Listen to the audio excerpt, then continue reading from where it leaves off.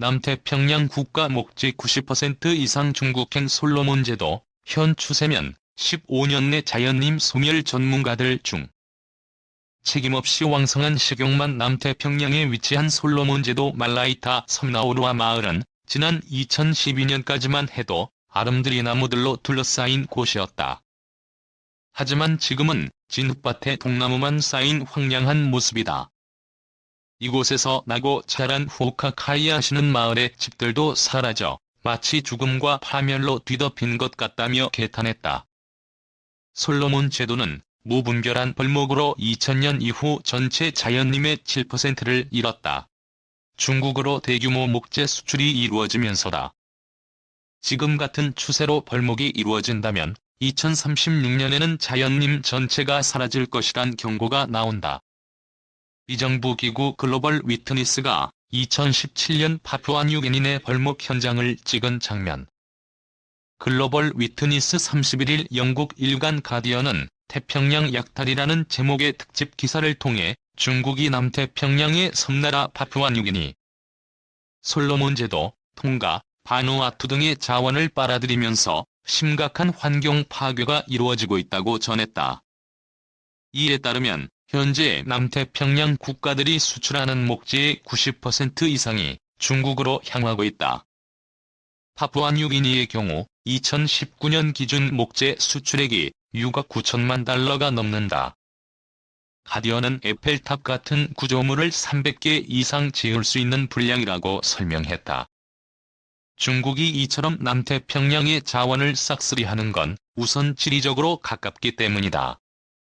또 중국 전국인민대표대회는 2019년 불법 벌목이나 산림 파괴와 관련된 목재의 구매를 금지하는 개정법을 통과시켰지만 아직 중국 내 목재 공급업자와 도소매업자 사이에 이 법률에 대한 인식이 낮다는 점도 작용했다는 분석이다. 실제 미국 등에선 불법 목재 수입을 엄격하게 금지하는 것과 달리 중국에서는 실질적인 단속이 잘 이루어지지 않는다는 지적을 받는다. 쉐인 맥레오드 호주 싱크탱크로 연구소 연구원은 중국은 공급 라인이 짧다는 장점을 활용해 태평양 자원의 가장 독점적 고객이 됐다면서도 문제는 환경 문제와 사회 문제에 대해 어떻게 책임을 지느냐인데, 중국은 책임은 없이 왕성한 식용만 보일 뿐이라고 말했다. 국제환경인권 비정부기구 글로벌 위트니스도 중국이 불법으로 벌목된 나무들까지 무분별하게 사들이면서 섬들도 본격적으로 황폐화하기 시작했다고 지적한다. 솔로몬 제도에서 수출되는 통나무의 70%가 불법 목재로 추정되고 있다. 지난 2016년 파푸아뉴기니에서 벌목이 이루어지고 있는 모습. 중국은 이 지역의 해산물, 광물 등도 빨아들이고 있다. 글로벌 위트니스 목재뿐이 아니다. 지난 2016년 태평양에서 조업한 선박의 국적을 조사한 결과 중국 국적이 290척으로 전체 4분의 1 이상이었다. 파푸아뉴기니라무 광산에서 채굴되는 니켈과 코발트도 매년 약 90%가 중국으로 수출된다. 중국의 2019년 태평양 국가들로부터의 자원 수입량은 목재 480만 톤, 광물 480만 톤, 해산물 10만 톤 등 총 970만 톤 규모다. 이는 일본과 한국 등 주변 10개 국가의 수입량을 모두 합한 것보다도 많다.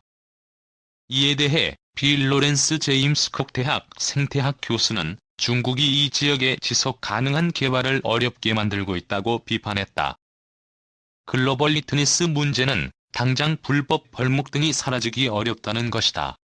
길을 따라 나무가 벌목되고 있는 파푸아뉴기니 도로. 남태평양 국가들의 과도한 천연자원 의존, 그리고 정치적 부패 때문이다. 지난 2018년 파푸아뉴기니의 총 수출액의 90%가 천연자원 수출에서 나왔다. 릴라 스텔리 글로벌 위트니스 정책 고문은 파푸아뉴기니와 솔로몬 제도 모두 정치인들의 부패가 심각한 국가들이라고 지적했다.